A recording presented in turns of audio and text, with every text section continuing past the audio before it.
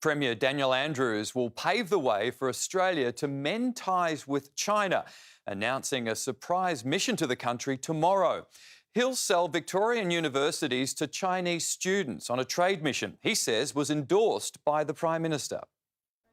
Hitting the road to sell Victoria as an education destination. Tomorrow evening, I'll be travelling to China. The goal, to grow the number of Chinese students studying here from 42,000. But other partnerships with Beijing won't be off the table. We'll talk about all sorts of different things. We'll talk about every industry that's currently got a footprint in China and many more. The Premier has made sure the media couldn't accompany him and wouldn't say exactly who he'll be meeting with, raising questions about his intentions with China as Victoria's debt balloons. One needs to ask, has Victoria run out of money and Daniel Andrews going cap in hand to borrow more money from China? Premier Andrews will be the first Australian politician to visit Beijing since tensions flared over the AUKUS submarine deal. I've also had a conversation with the PM, who's very supportive of our trip. Political analysts say the timing indicates the trip is more about diplomacy than dollars.